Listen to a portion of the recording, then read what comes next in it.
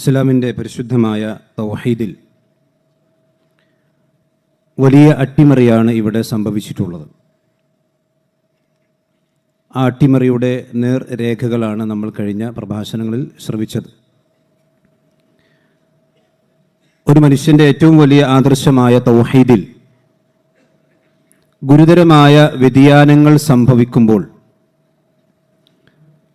ആ വ്യതിയാനത്തിൻ്റെ തുടർച്ചയായി സംഭവിക്കുന്ന കാര്യമാണ്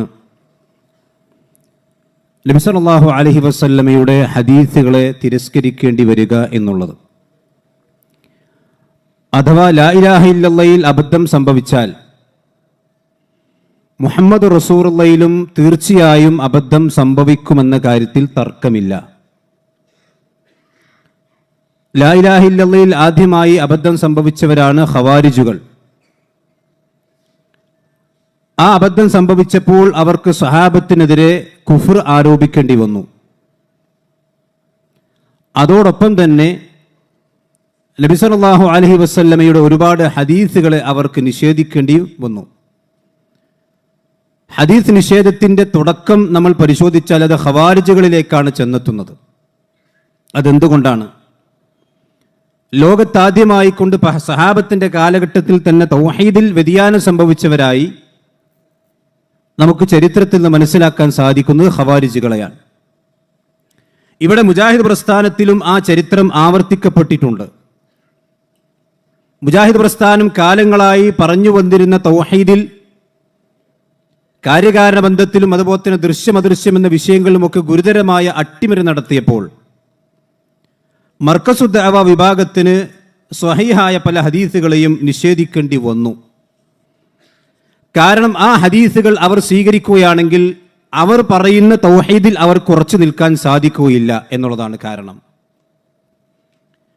നമ്മുടെ മുൻഗാമികളായ ആളുകൾ കെ.എം. മൗലവിയാകട്ടെ, അതുപോലെ തന്നെ MCC സഹോദരന്മാരാകട്ടെ, അവരൊക്കെ തന്നെയും സിഹിറിന് യാഥാർത്ഥ്യമുണ്ട്, പിശാചിന്റെ ഉപദ്രവമുണ്ട് എന്നൊക്കെ പറഞ്ഞത് എന്തുകൊണ്ടാണ്?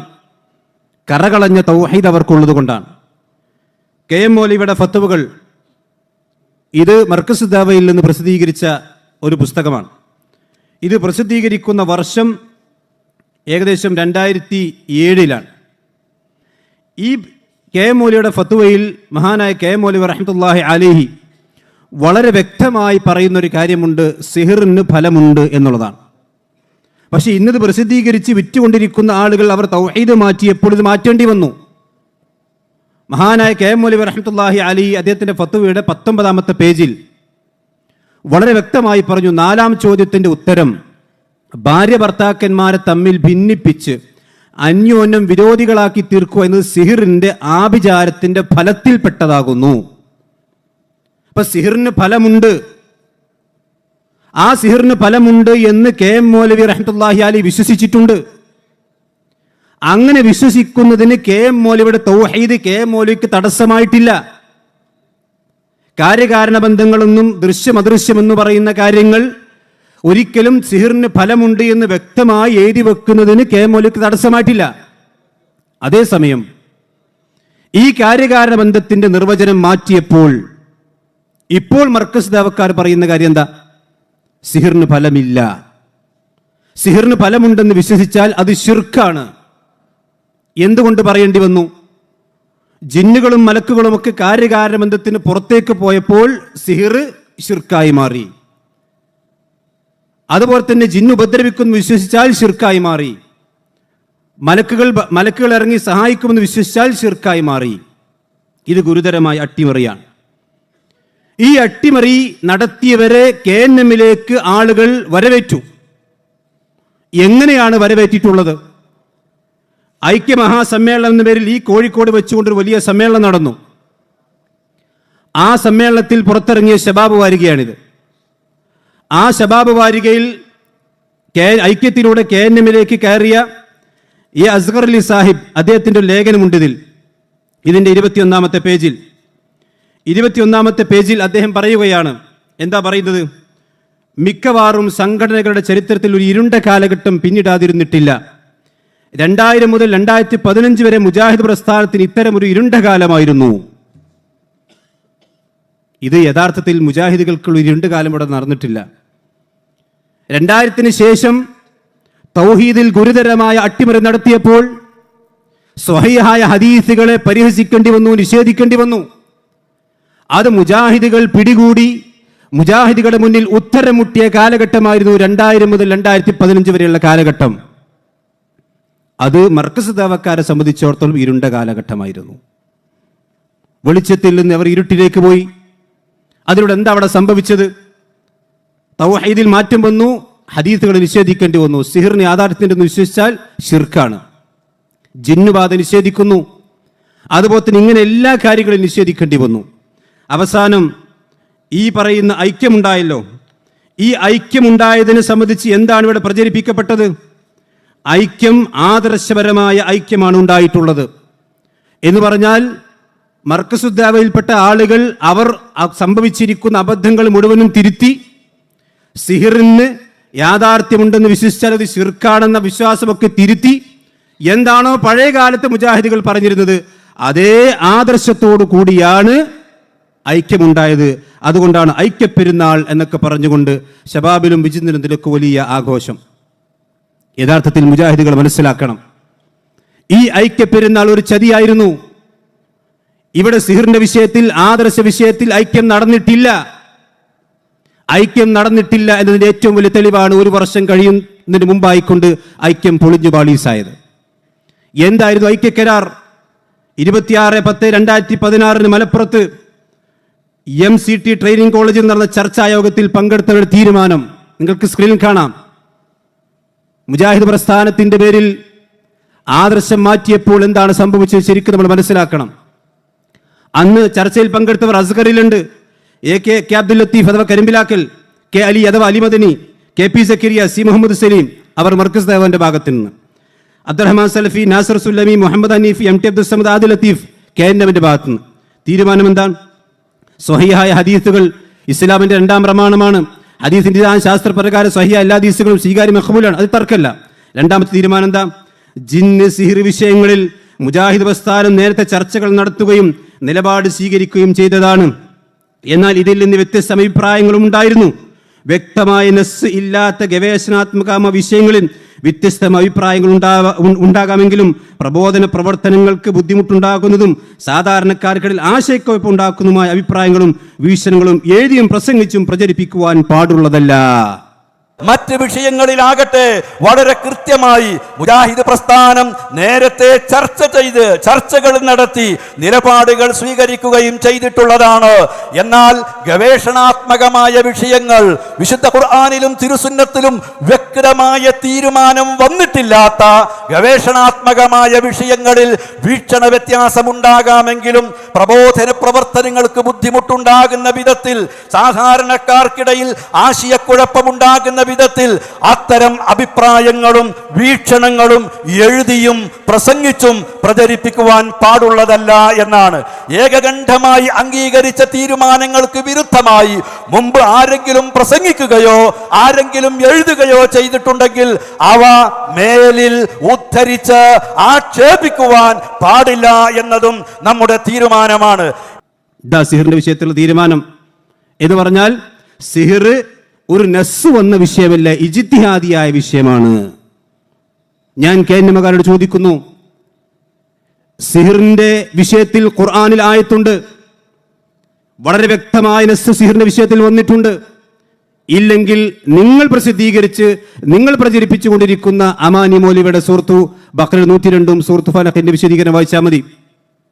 100 കണക്കിന് ഹദീസുകളിൽ സിഹിറിന് യാഥാർത്ഥ്യമുണ്ടെന്ന് നസ് ക്ലിയറായി വന്നിട്ടുണ്ട്. എന്നിട്ട് ഇവർ പറയുന്നു അത് ഇജ്തിഹാദിയായ വിഷയമാണ്.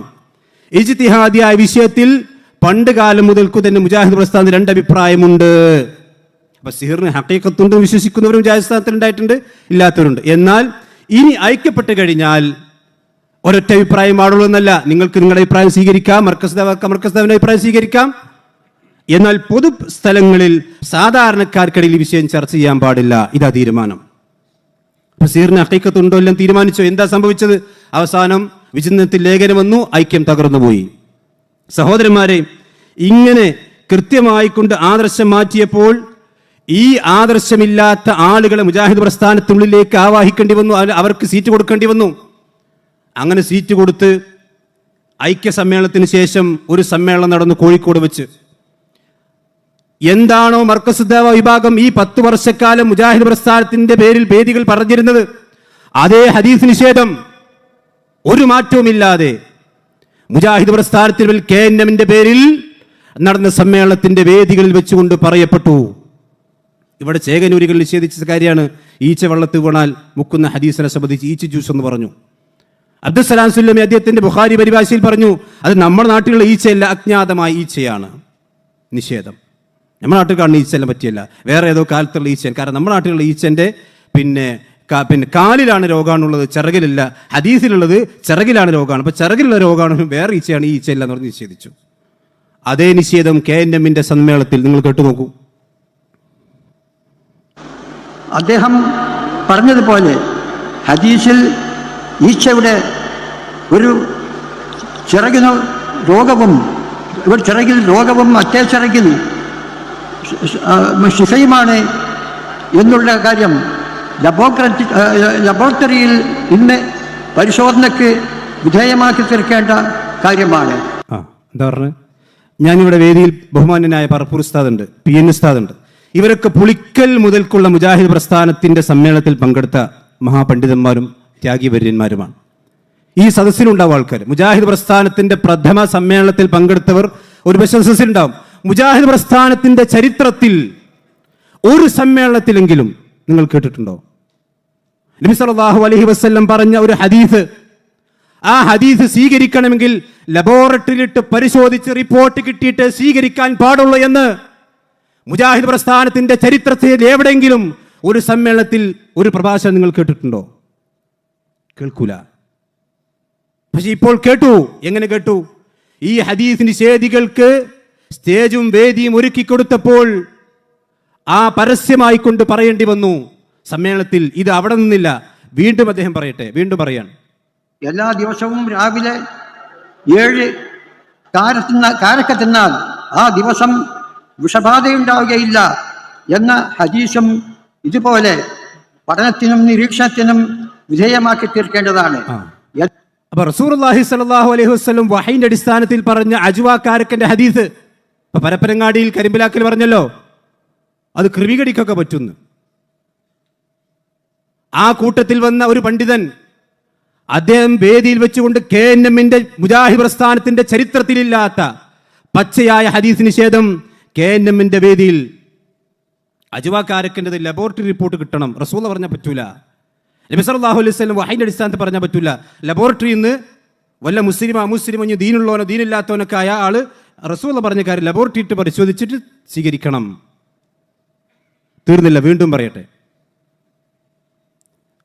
സംസമുമായി വിഷയം ഇതേപോലെ തന്നെ സംസമിന്റെ വിഷയം ഇദ്ദേഹം സൂചിപ്പിച്ചിരുന്നു. ഇങ്ങനെ പല രൂപത്തിൽ ഹദീസ് നിഷേധം പരസ്യമായി കൊണ്ട് പറഞ്ഞു. അപ്പൊ അതിനെന്താ പറയാ അറിയോ? അതിന് ബഹുമാന്യനായ NV സക്കരിയ അതിന് മറുപടി പറഞ്ഞിട്ടുണ്ട്. NV സക്കരിയക്ക് നിങ്ങൾ സമ്മേളനത്തിൽ കൊടുത്ത വിഷയം പിന്നെ ഈ കുട്ടശ്ശേരിക്ക് മറുപടി എന്നുള്ളതാണോ? അങ്ങനെയാണെങ്കിൽ ഓക്കെ. കുട്ടശ്ശേരി പറയുന്ന ഹദീസ് നിഷേധത്തിന് മറുപടി പറയാൻ KNM ഔദ്യോഗികമായി കൊണ്ട് ഏൽപ്പിച്ചതാണ് ബഹുമാന്യനായ NV സക്കരിയയെ എങ്കിൽ നിങ്ങൾക്ക് പറയാമായിരുന്നു. അങ്ങനെയല്ലല്ലോ. അദ്ദേഹത്തിന്റെ ദീനും അദ്ദേഹം ഹദീസ് നിഷേധത്തോടുള്ള ഗീറത്തും കൊണ്ട് അദ്ദേഹം മറുപടി പറഞ്ഞു പോയതാണ്. ഇതവിടെ തിരുത്തപ്പെടാതെ കിടക്കുന്നു. ഇന്നും ആ സമ്മേളനത്തിന്റെ യൂട്യൂബിൽ പരിശോധിച്ചാൽ നിങ്ങൾക്കത് കാണാൻ കഴിയും. സഹോദരന്മാരെ, ഇതാണ് തൗഹീദിൽ വ്യതിയാനം സംഭവിച്ചപ്പോൾ മെല്ലെ മെല്ലെ മെല്ലെ ഇങ്ങനെ പോവാണ്. ഇനിയോ നമുക്കറിയാം, ഈ മടവൂർ വിഭാഗത്തിന് സംഭവിച്ച ഒന്നാമത്തെ വ്യതിയാനം എന്തായിരുന്നു? ഈ 19 തീരുമാനങ്ങളിൽ ഒന്നാമത്തെ തീരുമാനം മൻഹജിലാണ്. മടവൂർ വിഭാഗത്തിന് മൻഹജിലാണ് വ്യതിയാനം സംഭവിച്ചത്. സലഫി മൻഹജ് അത് 6ാം പേരിലാണ്, 5ാം മദ്ഹബാണ് എന്നൊക്കെ പറഞ്ഞു.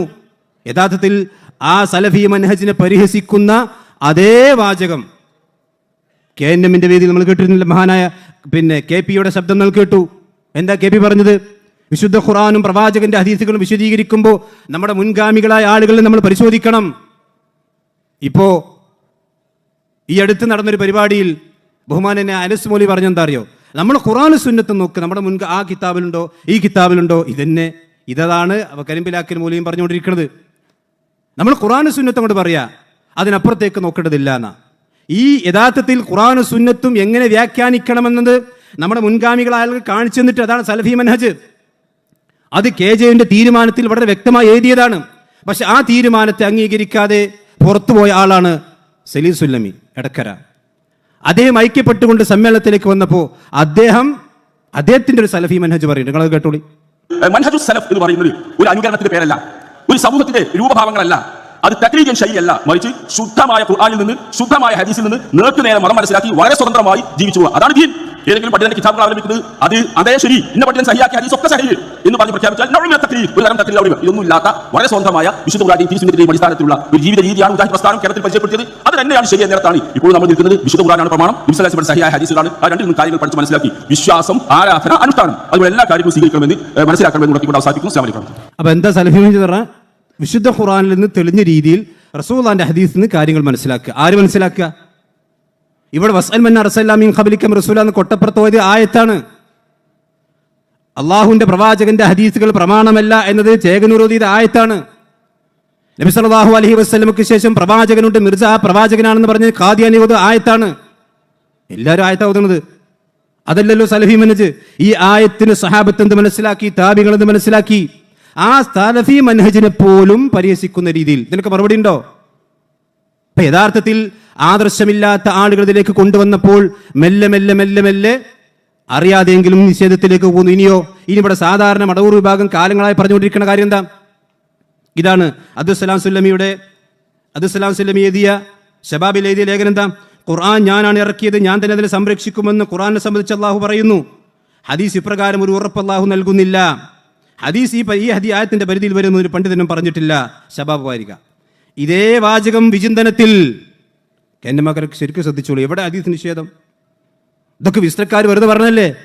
ഇതേ വാചകത്തിന് സമാനമായ ഒരു ലേഖനം വിചിന്തനത്തിൽ വന്നിട്ടുണ്ട്. കേന്ദ്ര നേതാക്കന്മാർ കണ്ടിട്ടുണ്ടോ? ഇല്ലെങ്കിൽ ഇതൊക്കെ പരിശോധിക്കണം, ഇതൊക്കെ തിരുത്തണം.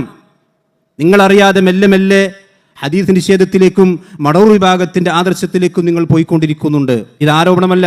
അടിസ്ഥാന പ്രമാണങ്ങൾ കാണാം. ഇസ്ലാമിക ശരീഅത്തിന്റെ അടിസ്ഥാന പ്രമാണങ്ങൾ ഖുർആൻ, ഹദീസ്, ഇജ്മാ, ഖിയാസ്, ഹദീസ് റിപ്പോർട്ടുമാരുടെ ബലാബലം പരിശോധിച്ച് ക്രമപ്പെടുത്തി എന്ന് പറഞ്ഞ് വിശദീകരിച്ച് ഒരു ഹദീസിന്റെ റിപ്പോർട്ട് പ്രത്യക്ഷത്തിൽ ന്യൂനതയില്ലാതായി കണ്ടാലും അത് ഖുർആന്റെ വ്യക്തമായ നിർദ്ദേശത്തിന് വിരുദ്ധമായാൽ തള്ളേണ്ടതാകുന്നു. ഖുർആനിന് വിരുദ്ധമായത് നബി സല്ലല്ലാഹു അലൈഹി വസല്ലം പറയുകയില്ലല്ലോ. ആകയാൽ എവിടെയോ അതിൽ കുഴപ്പം വന്നിട്ടിരിക്കാമെന്നും അത് അറിയപ്പെടാതെ പോയതായിരിക്കാമെന്നും അനുമാനിക്കാൻ നിവൃത്തിയുള്ളൂ. അപ്പോൾ റസൂലുള്ളാഹിന്റെ ഹദീസിൽ, സ്വഹീഹ് ഹദീസിൽ ഖുർആനെതിരെ കണ്ടാൽ ഇവർക്ക് തോന്നുകയാണെങ്കിൽ തള്ളിക്കട. ഇനി ബാക്കി കേട്ടോളി. ഇക്കാര്യം ഹദീസ് നിരൂപണ ശാസ്ത്രത്തിന്റെ പണ്ഡിതം ഏകകണ്ഠം അംഗീകരിച്ച തത്വവും പ്രസ്തുത ശാസ്ത്രഗ്രന്ഥങ്ങൾ രേഖപ്പെടുത്തിയിരിക്കുന്നതുമാകുന്നു. ഈ പ്രശ്നം ഖുർആനിലെ സൂക്തങ്ങളെ സംബന്ധിച്ച് ഇല്ല തന്നെ. അതിന്റെ സംരക്ഷണത്തെ സംബന്ധിച്ച് അള്ളാഹു തന്നെ ഉറപ്പ് നൽകിയിട്ടുണ്ട്. നാം ആകുന്നു ഖുർആൻ അവതരിപ്പിച്ചത്, നാം തന്നെ അത് സംരക്ഷിക്കുകയും ചെയ്യും. ഇന്നാ നഹ്നു നസ്സൽനാ ദിക്റ വ ഇന്നാ ലഹു ലഹാഫിദൂൻ എന്ന് പറഞ്ഞാൽ അത് ഖുർആനെ മാത്രം അള്ളാഹ് സംരക്ഷിക്കുന്നുള്ളൂ, ഹദീസിനെ സംരക്ഷിക്കുമെന്ന് അള്ളാഹ് പറഞ്ഞിട്ടില്ല. അതുകൊണ്ട് ഖുർആനിനെതിരായിക്കൊണ്ട് റസൂലുള്ളാഹിന്റെ ഹദീസ് കണ്ടാൽ നിങ്ങൾ തട്ടിക്കോ. ഞാൻ ചോദിക്കുന്നു മുജാഹിദുകൾ, ഇത് ആരാ അവിടെ കേരളത്തിൽ പറയല്? പണ്ട് ചേകനൂർ പറഞ്ഞിട്ടുണ്ട്, CN അഹമ്മദ് മൗലവി പറഞ്ഞിട്ടുണ്ട്. അതുകൊണ്ട് തന്നെ ഖുർആനെതിരായ ഹദീസ് എന്ന് പറഞ്ഞ എല്ലാ ഹദീസും മുമ്പ് തട്ടി. അതുപോലെ തന്നെ CN അഹമ്മദ് മൗലവി കുറച്ച് ഹദീസുകളൊക്കെ ഖുർആനെതിരെ മുമ്പ് തട്ടി. പിന്നെ അബ്ദുസ്സലാം സുല്ലമിയും തട്ടി. ഇതേ വാദം എങ്ങനെയാണ് പിന്നീട് വിചിന്തനം വാരികയിലേക്ക് കടന്നു വന്നിട്ടുള്ളത്? സഹോദരന്മാരെ, ശരിക്കും നിങ്ങൾ ചിന്തിക്കണം. ഇത് പോക്ക് അപകടത്തിലേക്ക് തന്നെയാണ്. തീർന്നില്ല. ഈ കോഴിക്കോട് കടപ്പുറത്ത് വെച്ചുകൊണ്ട് KNMന്റെ സമ്മേളനത്തിൽ ഇറക്കിയ പുസ്തകമാണ്. KNMന്റെ സമ്മേളനത്തിൽ ഇറക്കിയ പുസ്തകത്തിൽ അത് വിചിന്തനത്തിൽ വന്ന് ലേഖനം പുസ്തകമാക്കിയതാണ്. എന്താണ്? പിശാചിന്റെ ദുഷ്പ്രേരണയ്ക്കെതിരെ അള്ളാഹുൽ ശരണം തേടാൻ കൽപ്പിക്കുമ്പോഴും പിശാജ് ഉണ്ടാക്കുമെന്ന് പറയുന്ന ശാരീരിക രോഗങ്ങൾക്ക് ഖുർആൻ പരിഹാരം നിർദ്ദേശിക്കാതിരുന്നത് ജിന്ന് പിശാചുകൾക്ക് അതിന് കഴിയില്ല എന്നതുകൊണ്ട് തന്നെയാണല്ലോ. പിശാചുക്കൾക്ക് ശാരീരിക രോഗമുണ്ടാക്കാൻ കഴിയുമെന്ന് ഹനീഫ് കായക്കൊടിയും അനസ് മൗലവിയും അടക്കം പുളിക്കൽ മദീനത്തുൽ ചേർന്ന യോഗത്തിൽ എഴുതി ഒപ്പിട്ടിട്ടുണ്ട്. പക്ഷെ അവരുള്ള KNMൽ ഇന്ന് അതേ ഹനീഫ് കായക്കൊടി പ്രസിഡന്റ് ആയിരിക്കുന്ന അല്ലെങ്കിൽ പിന്നെ സ്ഥാനത്തിരിക്കുന്ന അതേ മുജാഹിദ് പ്രസ്ഥാനത്തിൽ നിന്ന് അവരുടെ ഔദ്യോഗികമായ സമ്മേളനത്തിൽ പുറത്തിറങ്ങിയ പുസ്തകത്തിൽ പറയാണ്, പിശാച് രോഗമുണ്ടാക്കുമെന്ന് പറഞ്ഞാൽ അത് വിശ്വസിക്കാൻ പറ്റുകയില്ല. ഇനിയോ സഹോദരന്മാരെ, ഹദീസ് പരിഹാസം വന്നുകൊണ്ടിരിക്കുന്നു. റുഖിയ ശറയുമായി കൊണ്ട് ബന്ധപ്പെട്ടുകൊണ്ട് ഹനീഫ് കായക്കൊടി ചങ്കിൽ ചവിട്ടുന്ന ഹദീസ് എന്ന് പറഞ്ഞുകൊണ്ട് പരിഹസിക്കുന്നു. ഇതൊക്കെ തീർന്നു. ഈ കോഴിക്കോട് നടന്ന അഴിഞ്ഞിലത്ത് നടന്ന സമ്മേളനത്തിന്റെ സൊവനീറിൽ എന്താ പറഞ്ഞത്? സൊവനീറിന്റെ 347 പേജിൽ കാണാം, സന്ധ്യ കഴിഞ്ഞ് ഇരുട്ട് തുടങ്ങിയാൽ ജിന്നുകളുടെ വരവായി എന്ന് മറ്റൊരു മൗലവി തട്ടിവിട്ടു. ഇത് മൗലവി തട്ടിവിട്ടതല്ല, ഇത് റസൂലുള്ളാഹിന്റെ ഹദീസാണ്. കുഫു സബിയാനക്കും ഇൻദൽ ഇശാഇ ഫൈനൽ ജിന്നത്ത് ഇന്തിശാറൻ വഹത്ഫ എന്ന് റസൂലുള്ളാഹി സ്വല്ലല്ലാഹു അലൈഹി വസല്ലം പറഞ്ഞതാണ്. നിങ്ങൾ സന്ധ്യാസമയത്ത് കുട്ടികളെ തടഞ്ഞു വെക്കണം. ആ സമയത്ത് പിശാചുക്കൾക്കൊരു വ്യാപനമുണ്ട്. പക്ഷേ സമ്മേളനത്തിന്റെ KNMന്റെ സമ്മേളനത്തിലെ സൊവനീറിൽ അതൊരു മൗലവി തട്ടിവിട്ടു. തീർന്നില്ല, അടുത്ത നിഷേധം. ജിന്നിനെ സേവിച്ചാൽ ആത്മീയ ജീവികൾക്ക് സേവകന്മാർക്ക് ആവശ്യമായ കാര്യങ്ങൾ സാധിച്ചു കൊടുക്കും. ജിന്ന് കൊണ്ടുവന്നു തരും. ജർമ്മനിയിൽ നിന്നാണ് ഒറിജിനൽ ഹോമിയോ മരുന്നുകൾ വരുന്നത്. ജിന്ന് ഹോമിയോ മരുന്ന് ക്യാൻവാസ് ചെയ്യേണ്ട വല്ല ജോലിയുമുണ്ടോ എന്നറിയില്ല. പരിഹാസം. അപ്പൊ ജിന്ന് മനുഷ്യനെ സഹായിക്കുമെന്ന് വിശ്വസിച്ചാൽ അതിനെ പരിഹസിക്കുന്ന കൃത്യമായ ഹദീസ് നിഷേധത്തിന്റെ വരികൾ സൊവനീറിൽ കാണുന്നു. ഈ കഴിഞ്ഞ സമ്മേളനത്തിന് സൊവനിൽ അബ്ദുസ്സലാം സുല്ലമിയെ പറ്റി വളരെ മദ്ഹ് പറഞ്ഞല്ലോ. അബ്ദുസ്സലാം സുല്ലമിയെ പറ്റി മുജാഹിദ് പ്രസ്ഥാനത്തിന്റെ ഐക്യത്തിന് ശേഷമുള്ള സൊവനീറിൽ അദ്ദേഹത്തിന്റെ എല്ലാ വാദവും നിങ്ങൾ ഏറ്റെടുക്കാൻ കഴിയുമോ? ഇനി മാത്രമല്ല സഹോദരന്മാരെ, മാസപ്പിറയുടെ വിഷയത്തിൽ വ്യക്തമായ ഹദീസുകൾ നിഷേധിക്കുന്ന അവസ്ഥയിലേക്ക് എത്തിയില്ലേ? എൻ്റെ കയ്യിലുള്ള അൽമനാറിൽ റമദാൻ വിശേഷ പതിപ്പ്. ഇത് അവിഭക്ത മുജാഹിദ് പ്രസ്ഥാനത്തിന്റെ കാലഘട്ടത്തിൽ അൽമനാറാണ് എന്ന് പറഞ്ഞാൽ മുജാഹിദ് പ്രസ്ഥാനം പിളരുന്നതിന്റെ മുമ്പ് അൽമനാറിൽ മാസപ്പിറയുമായി കൊണ്ട് ബന്ധപ്പെട്ടുകൊണ്ട് ബഹുമാനനായ PK അലി അബ്ദുർ റസാഖ് മദനി റഹിമഹുല്ലാ അദ്ദേഹം ഇത് ലേഖനം ഇന്ന് KNMമാർക്ക് ഇത് ഉൾക്കൊള്ളാൻ കഴിയോ? സഹാബികൾ 29 മാസം നോക്കുക പതിവായിരുന്നു. കണ്ടാൽ പുതിയ മാസം പിറന്നതായിക്കൊണ്ട് കണക്കാക്കും. കണ്ടില്ലെങ്കിൽ ആ മാസത്തിൽ 30 ദിവസമുണ്ടെന്ന് ഗണിക്കും. എല്ലാവരും കാണണമെന്ന് നിബന്ധനയില്ല. വിശ്വാസയോഗ്യമായ രീതിയിൽ 1-2 പേർ കണ്ടാലും മതി. അബ്ദുല്ലാഹിബിൻ ഉമർ കണ്ടതിന്റെ അടിസ്ഥാനത്തിലും ഒരു ഗ്രാമിന് കണ്ടതിന്റെ അടിസ്ഥാനത്തിലും നബി സല്ലല്ലാഹു അലൈഹി വസല്ലം ഉറപ്പിച്ചിട്ടുണ്ട്. സഹാബികൾ എല്ലാ മാസവും നോക്കുന്നു വളരെ വ്യക്തമായി എഴുതി. ഇത് വിസ്ഡം ഇസ്ലാമിക് ഓർഗനൈസേഷന്റെ ഹിലാലും കൃത്യമായി കൊണ്ട് പാലിച്ചു വരുന്നു. ഇതിനെ സംബന്ധിച്ച് ഇപ്പം നിങ്ങളുടെ അഭിപ്രായം എന്താ? ഇത് യാഥാസ്ഥികതയാണ്. ഈ ഹദീസിൽ വന്ന കാര്യം ചെയ്യുന്നതിനെ സംബന്ധിച്ച് ഇപ്പം നിങ്ങളുടെ അഭിപ്രായം എന്താണ്? യാഥാസ്ഥികതയാണ്. സഹോദരന്മാർ, ഞാൻ അവസാനിപ്പിക്കാൻ ഒരു കാര്യം കൂടി പറയാം. എൻ്റെ കയ്യിലുള്ളത് ബഹുമാന്യനായ ഹുസൈൻ മടവൂരിൻ്റെ ഒരു പുസ്തകമാണ്. ഈ പുസ്തകം എന്താ? ആദർശ വ്യതിയാനം ഒരു പുകമുറ. ഈ പുസ്തകത്തിൽ വളരെ വ്യക്തമായ ഹദീസുകൾ അദ്ദേഹം നിഷേധിച്ചുകൊണ്ട് അന്ന് KNMനെതിരെ പരിഹാസ രൂപത്തിൽ സംസാരിച്ചിട്ടുണ്ട്. മുജാഹിദുകൾക്കറിയേണ്ടത് ഇത്ര മാത്രമാണ്. ഇന്ന് ഹുസൈൻ മടവൂർ CD ടവറിൽ ഇരിക്കുമ്പോൾ ഈ ആദർശമെല്ലാം അദ്ദേഹം തിരുത്തിയിട്ടാണ് ഇരിക്കുന്നത്.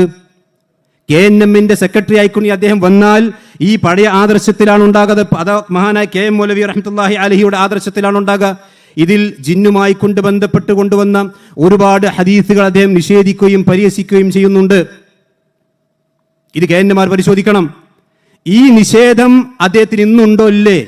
അത് തുറന്നു പറയണം. അതുപോലെ തന്നെ എൻ്റെ കയ്യിലുള്ള മറ്റൊരു പുസ്തകമാണ് മുജാഹിദ് പ്രസ്ഥാനത്തിലെ ഭിന്നിപ്പ് കാരണങ്ങളും വസ്തുതകളും. ഈ പുസ്തകം എഴുതിയത് ഇത് നീല പുസ്തകത്തിന്റെ ഒരു പുതിയ എഡിഷനാണ്. ഇത് ചുവപ്പ് ബുക്കാണ്. ഇത് നീല പുസ്തകവും എന്ന് പറഞ്ഞാൽ അഡ്രസ് ഇല്ലാത്ത പേരിൽ ഇറങ്ങിയ പുസ്തകമാണ്. പക്ഷേ നീല പുസ്തകത്തിന് അഡ്രസ്സ് കൊടുത്തുകൊണ്ടിറക്കിയ പുസ്തകമാണ് ചുവന്ന പുസ്തകം. ഈ പുസ്തകം എഴുതിയത് ഇന്ന് KNMന്റെ കൂടെയുള്ള MI മുഹമ്മദ് മുസല്ലമി എന്ന് പറയുന്ന ആളാണ്. ഇദ്ദേഹം ഈ പുസ്തകത്തിൽ ഒരുപാട് ഹദീസുകൾ നിഷേധിക്കുന്നുണ്ട്, ഒരുപാട് ഹദീസുകളെ പരിഹസിക്കുന്നുണ്ട്, KNMന്റെ പല നിലപാടുകളെയും ചോദ്യം ചെയ്യുന്നുണ്ട്. എന്ന് മാത്രമല്ല, അദ്ദേഹം പറഞ്ഞ വാചകം എന്താ അറിയോ?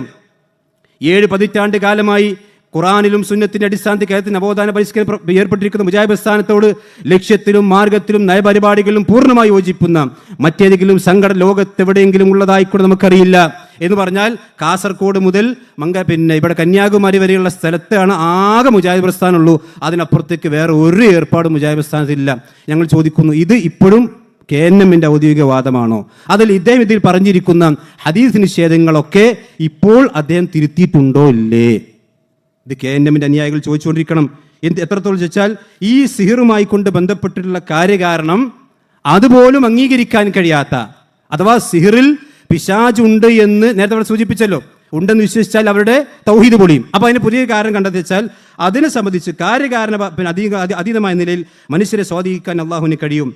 സിഹിർ, കണ്ണീർ തുടങ്ങിയവയിലെ വിശ്വാസം കാര്യകാരബന്ധങ്ങൾക്ക് അതീതമായ വിശ്വാസമാണെന്നിൽ ആ വിശ്വാസം ശിർക്കാണെന്ന് മടവൂർ വിഭാഗം പറയുന്നത് അംഗീകരിക്കുന്നുണ്ടോ? ഇദ്ദേഹത്തോട് ചോദ്യമാണ്. അതിന് വിചിന്തനത്തിലുള്ള മറുപടി എന്താണ്? സിഹിർ, കണ്ണീർ തുടങ്ങിയുള്ള വിശ്വാസം ഹദീസിന്റെ അടിസ്ഥാനത്തിലുള്ളതാണ്. അത് തന്നെയാണ് അതിൻ്റെ കാര്യകാരണം. അപ്പൊ സിഹിറിന്റെ കാര്യകാരണം എന്താണ്? ഹദീസിലുണ്ട് എന്ന്. അങ്ങനെ കാര്യകാരണം ഉണ്ടാവോ?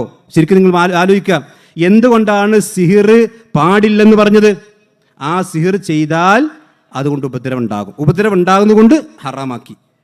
ആ ഹറാമാക്കിയത് ഖുറാനിലുണ്ട്. ഈ ഖുറാനിലുള്ളത് കൊണ്ടല്ലോ ഉപദ്രവം ഉണ്ടായത്. ഉപദ്രവം ഉണ്ടായത് കൊണ്ടാണ് അള്ളാഹ് ഹറാമാക്കിയത്. ഇവർ പറഞ്ഞെന്താ വെച്ചാൽ അള്ളാഹ് ഹറാമാക്കിയത് കൊണ്ടാണ് ഉപദ്രവം ഉണ്ടായത്. അങ്ങനെയല്ല കാര്യകാരണം. ഇപ്പൊ കത്തിയെടുത്തൊരു മനുഷ്യനെ കുത്തിയാൽ അയാൾക്ക് പരിക്ക് പറ്റും, അയാൾ മരിച്ചു പോകും.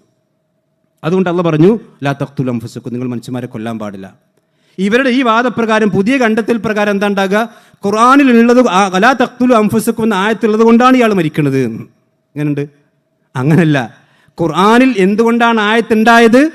ഈ കത്തിയെടുത്ത് കുത്തിയാൽ അയാൾ മരിക്കും എന്നതുകൊണ്ടാണ് വലാ തഖ്തുലു അൻഫുസക്കും എന്ന് പറഞ്ഞത്.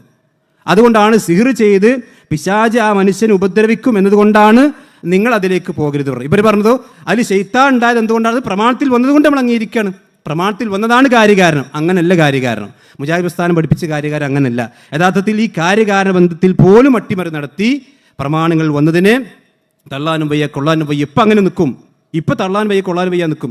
കുറച്ച് കഴിഞ്ഞാൽ മെല്ലെ മെല്ലെ മെല്ലെ മെല്ലെ തള്ളി തുടങ്ങും. ഇപ്പം നിങ്ങൾ ആലോചിച്ച് നോക്കി, ഈ മടവൂർ വിഭാഗം 2000 നമ്മൾ പിരിഞ്ഞു പോയപ്പോൾ ഇത്രയൊന്നും ഹദീസ് അവർ നിഷേധിച്ചിട്ടില്ലല്ലോ. കുറച്ചൊക്കെ മെല്ലെ തുടങ്ങി ഇപ്പോൾ സർവ്വമത സത്യവാദം തന്നെ ശരിയാണെന്ന് പറയുന്നിടത്തേക്കും, അതുപോലെ തന്നെ ചേകനൂർ മൗലവി നവോത്ഥാന നായകനാണെന്ന് പറയുന്നത് എത്തി. അതൊക്കെ ഘട്ടം ഘട്ടമായിട്ട് എത്തുക. അതേപോലെ തന്നെയാണ് KNM-ലേക്കും ഈ ഒരു പ്രവണത കടന്നു വരും. ഇത് ആരോപണമല്ല, വസ്തുതയാണ്. എന്തുകൊണ്ട് സംഭവിച്ചു ചോദിച്ചാൽ തൗഹീദിൽ നിന്നാണ്, അട്ടിമറിയാണ്. അത് കൃത്യമായി നമ്മൾ മനസ്സിലാക്കണം. അള്ളാഹു സുബ്ഹാനഹു വ തആല ഹഖൻ ഹഖായി മനസ്സിലാക്കി അതിനെ പിൻപറ്റും. അള്ളാഹു നമുക്കെല്ലാം തൗഫീഖ് നൽകുമാറാവട്ടെ. അസ്സലാമു അലൈക്കും വറഹ്മത്തുള്ളാഹി.